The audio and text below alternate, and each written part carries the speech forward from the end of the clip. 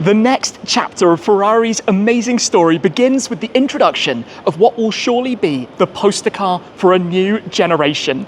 It's a hypercar that follows in some big footsteps, but today the new Ferrari F80 is presented to the world. Inheriting technology from Formula One and the multi-Le Mans 24-hour winning 499P, we're taking a full look around the new design language, the aerodynamics that produce 1,000 kilos of downforce, the 1,200 horsepower hybrid powertrain, and the all-new interior with a 1+ seating configuration, of course, along with all of the facts and figures. Hi guys, I'm Shmi, hello, and welcome back to the channel, and welcome to a first look at the brand new Ferrari F80.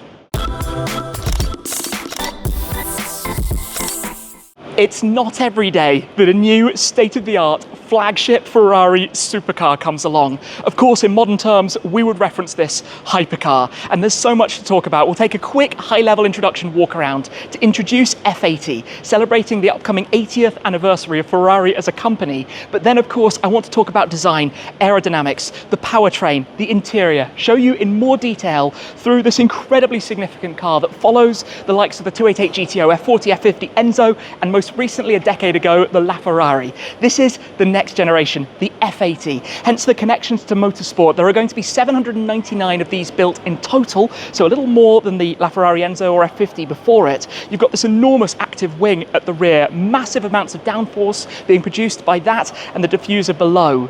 It of course features a carbon fiber monocoque. Everything is neatly packaged inside, and we're going to take a closer look at how all of that works as well, but being based around a V6 engine. And I know what you're thinking, it's not a V12, because of course the idea with Ferrari's flagship models is that they incorporate the technology of the time, and that's what you see in Formula One, in Le Mans 24 hours, where of course they have been victorious at the last two outings. There's a nod to the 6 cylinders with the 6 openings on the back. The doors feature a new dual-axis butterfly style. Open these up, and inside, take a look at this. We need to run through this in full detail later on. A 1+ seating configuration, where effectively the driver sits slightly ahead of the passenger. The reason for this is to be able to make a slightly narrower cockpit, a narrower carbon fiber monocoque, which means better aerodynamic efficiency and ultimately better performance. Additionally, a new steering wheel, new displays, things that we're going to see trickling down through the rest of the lineup going forwards. But close down these doors and you have a stunning appearance. Long, wide, low, sleek, nods to the F40 with the design that you see over here. A familiar language we've seen being introduced with 12 Cilindri, the new V12, the 12-cylinder Super GT car. There are lots of openings for the cooling, the S-ducts, the radiators. There's a lot of clever technology going on under the skin with this as well. Things like the camber adjustment that you can do. It's all dynamically managed, the active suspension as well. There's some remarkable things about this, but I think firstly, let's take a look around the outside a little bit more closely. There are a lot of what I'm going to call wow angles when it comes to the F80. I mean, look at how imposing that rear is, the presence this car will have when you see one on the road up ahead of you, although no doubt you will not be catching it. Now, I've been lucky to see some of the prototypes driving around wrapped and decked out in their full camouflage, and I tell you what, you are aware that it's something spectacular with these proportions. Now, to walk around the car in full, we need to talk, of course, about the engine. We need to talk about this active wing and the various different settings and modes that offers, the active suspension, all of the clever airflow management. Look at those intakes and the way it's guided between the roof and the door with that cutaway.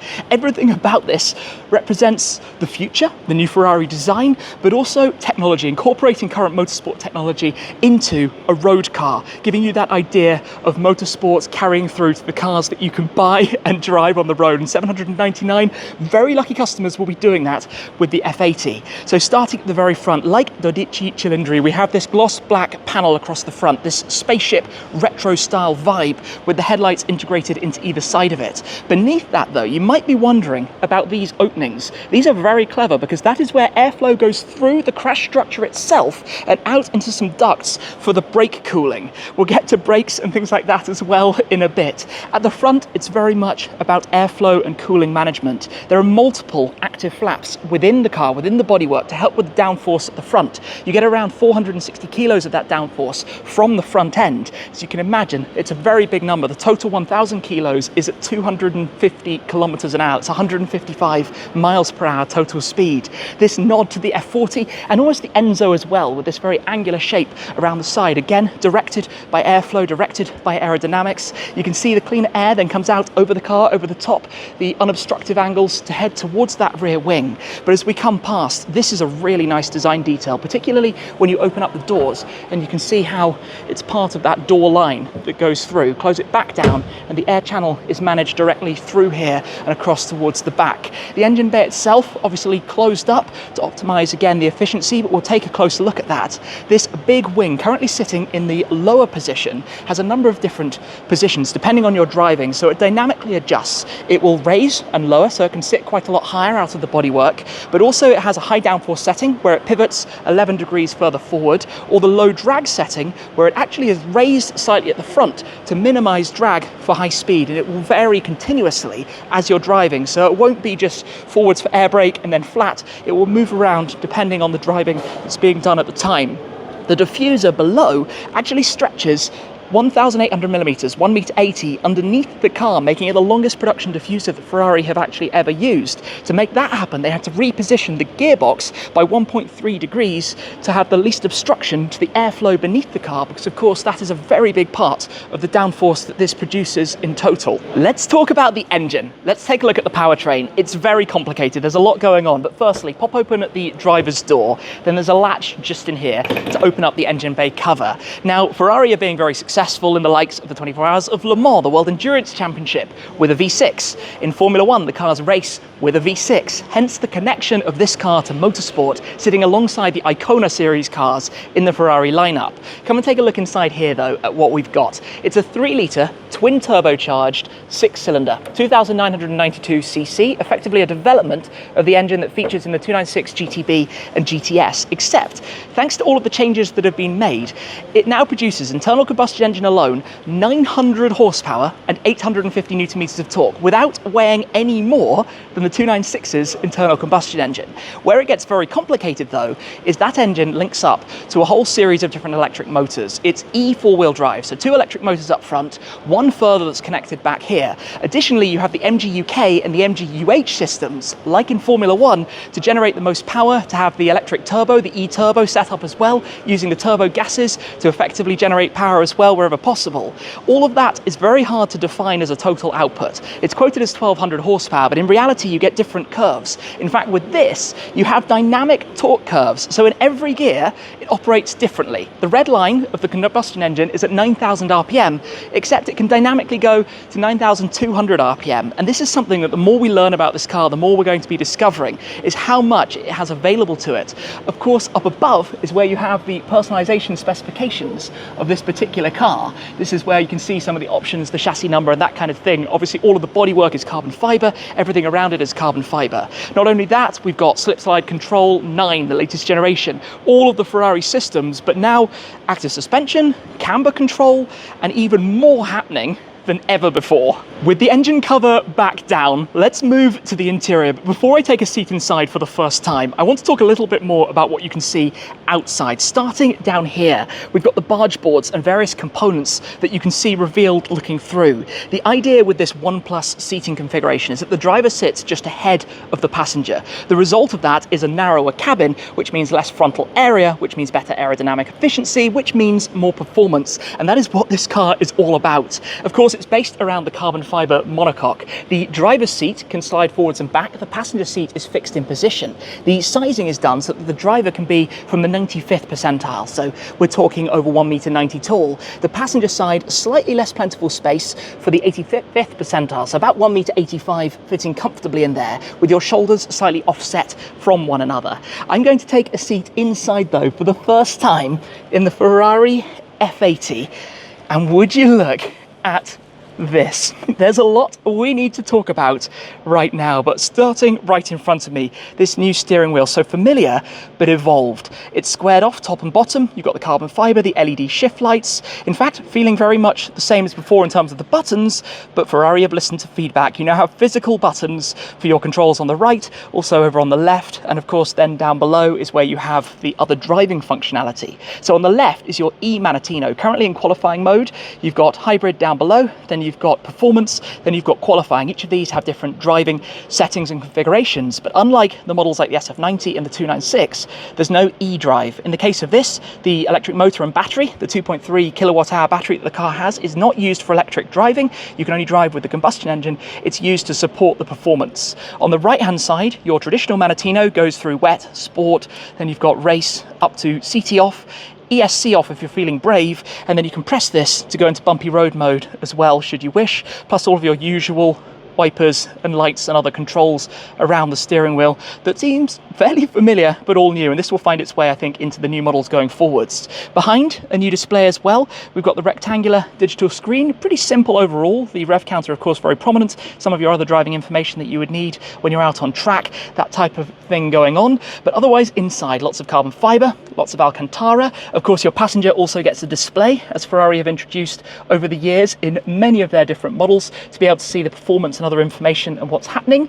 Looking around though, you can see how the passenger seat is completely part of the tub. That's fixed in position. There's a dedication plate that goes right behind, and quite a lot of headroom, I've actually got to say. Of course, the seat I'm in can slide forwards and backwards. In the central stack, this is where you have your mirror controls up top, then your air conditioning controls, and then the H-pad, this nod back to the old traditional manual gearboxes with automatic and manual in the center, your launch control, reverse as well, and just positioned slightly differently from down below up onto the front. Of course, the key housed right in here as well, next to your fairly small tunnel that sits up through the middle of this zone. Now I'm going to quickly pull the door down just to experience what it's like inside.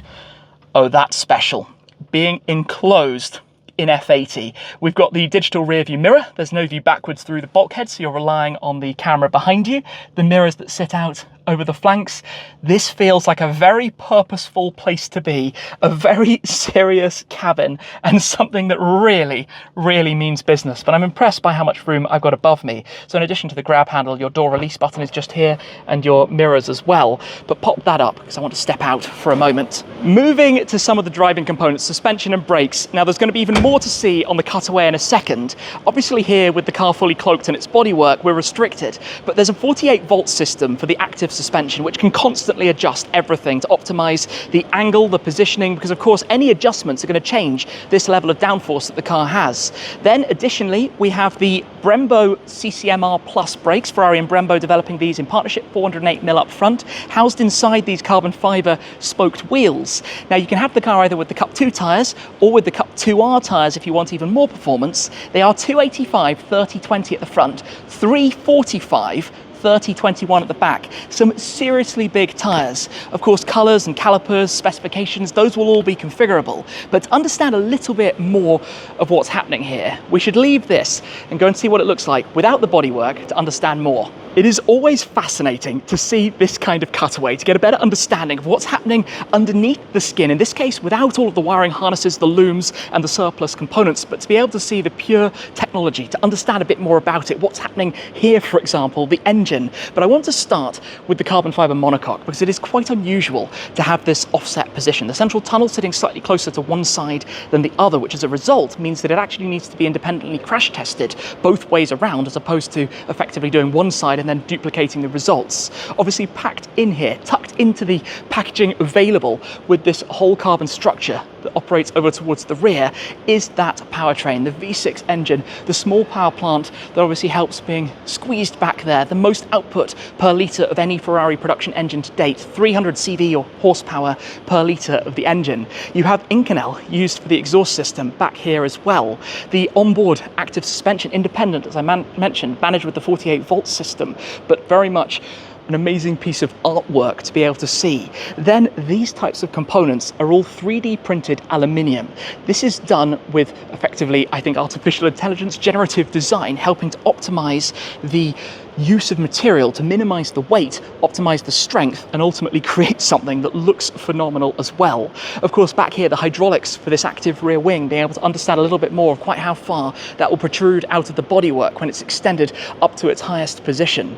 Inside, more channels for airflow management. And in fact, if we come around towards the front, again, the active onboard suspension system. One of the things I had mentioned with the car before is the brake cooling. And you can see here how this is where it comes directly through the crash structure at the front and then the ducting that heads towards the brakes. Completely innovative idea to use that. Then inside we have further airflow management, active S-duct flap controls as well for the air that's directed through to help with all of that downforce, to help create an absolutely planted car with the optimum performance as a result, and something amazing to see when it's cut out and opened up like this. All of this translates into a car that can do 0 to 100 kilometers an hour, that's 62 miles an hour, in just 2.15 seconds, and then 0 to 200 kilometers an hour, 124 miles an hour, in only 5.75 seconds, about a second quicker than its predecessor, and then on to a top speed of 350 kilometers an hour, 217 miles an hour, electronically limited. The car is painted in Rosso Supercar, a new colour that actually matches the order boxes that were received by customers ahead of the unveiling. It has other things, for example, the windscreen includes a transparent film connected to the 48-volt system to help clear it efficiently. There's boost optimization, which means that when you take the car for a reconnaissance lap out on track, it will learn the optimum points to use the maximum power available. The fuel tank comes in at only 62.5 litres, but I suppose if you're driving an F80, that doesn't matter all too much. Now, rewinding back to LaFerrari, I'll never forget filming the unveiling of that car at the Geneva Auto Show over a decade ago, and in fact my video being the first in the entire world that was uploaded to the YouTube platform. But of course, here we are for its successor. For many years, we've been talking about the Big Five when it comes to the Ferrari supercars. As of today, that becomes the Big Six. But this is the history behind F80. Beginning with the 288 GTO back in the 80s, the idea here was that Formula One cars had turbo V8s, that whole Group B story. This brought back the Gran Turismo Omologato badge in a car of which 272 were built, all in the familiar Rosso Corsa paintwork. From factory, every single one left in this shape. A few years later, a planned run of 400 F40s. It went on to be 1,315, the epitome of a Ferrari poster car for so many people, with its iconic looks, that manual gearbox, the gated setup, the twin turbocharged V8, the first car to do 200 miles an hour. But then, in the early 90s, arrived the F50. The naming, of course, 40 years of Ferrari, 50 years of Ferrari, borrowing the V12 engine developed from the Formula One car of the 1990 championship season. Open roof, gated manual, modernized looks, 349 cars in total.